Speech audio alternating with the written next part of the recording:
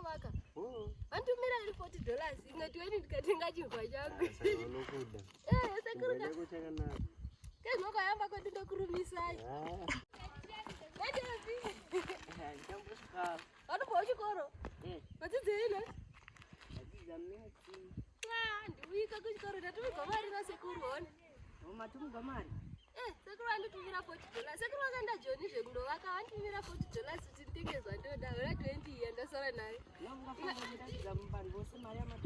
Kwande yangu here. Ingati weni ndatenga chingwa changu. Unodatenga zvizembe.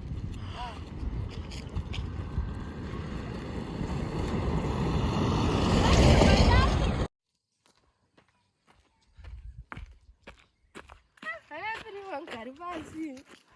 Wewe utubve kupo? Hembera ndo baby. Wakatobata imbwa asi urubva unotsvaga imbwa iri.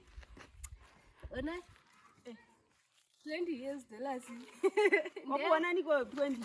Andisekuru vakaenda novaka Joni kwavakadamwa. Vanditumira $40 ini vanditumira mari nene Access Forex. Ndikanotora ndarubva vanotora kujet. Ukatumwa mari neAccess Forex unotora kujet kana kwaEdgars kana kuti muspa ende akuiti kana maline unongosvika uchipuwa ndatopa $40 yangu. Ndikatenga imwe 20 ndatenga chingwa changu. Ukatenga 20 imbwa ishua naisenzeni. Handiti tikatenga zvaunoda. Saka unoda imbwa here? Ndoda chingwa changu nicho kuti ndichengeta kana sekuru asipo. 20 ndoda ndenga zvizepi nayo yose. Ndatotenga hako chingwa kana mafuta mumba kwete kutenga imbwa iyi. Tenga zvandoda, vatitenga zvanoda, vatumira $40 neAccess. Maiziva Access Forex? Sandambonzwa nezvayo ini. Iriko yekuti unototumigwa mari, wondotora. Hakuiti kana malaini zvinoita kumwe zviya. Unongosvika uchitondotora mari yako. Plus vanongokuchaja 8% yemari yaunoda kutumira. Saka kwakanaka kawo. Kwakachipa futi. Chatoti hama dzangu dziri kusauti kuti nditumirewo ikoko. Taipopinda show pashow.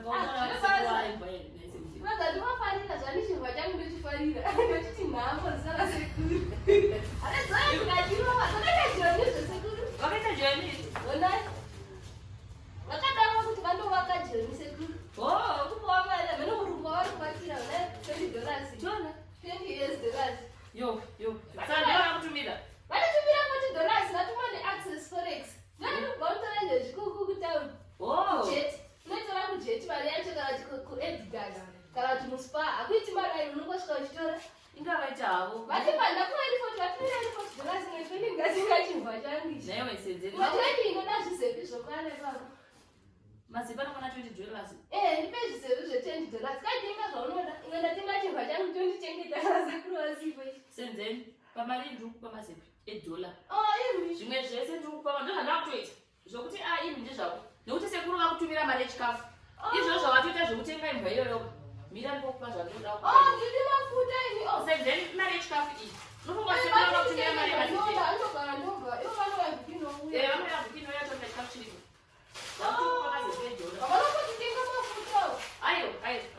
Imari yechikafu havangambokutumiri mari yekutenga imbwa nekutenga mazipi yose $20. Zvandiri kukupa ndozvatokutumirira mari iyo isenzeni. Chikafu handipo kutokupiri ndokuwekera. Ndotokuwekera nesipo yekugeza unayo life boy. Mafuta ekuzora.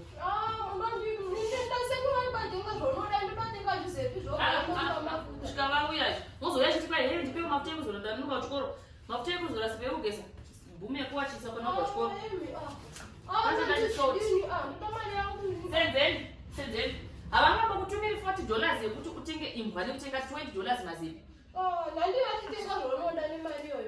Tenga zvaunoda zvechikafu zvemumba. Unonga wakungofamba everyday ndipewo chikafu, handipewo sadza. Senzeni watumirwa mari yechikafu $40 yese. Ndoda kutumira mari neAccess Forex ondotora mutauni kujet. Kwani kuti kuAccess Forex kwakachipa kwa unongobhadhara vakangobatirwa 8% pamari yavaida kunditumira iyo.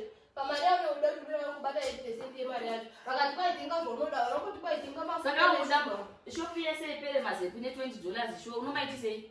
Tomanda zvechino chikoro. unozeva usvike chikoro kana apera ndozotora mama.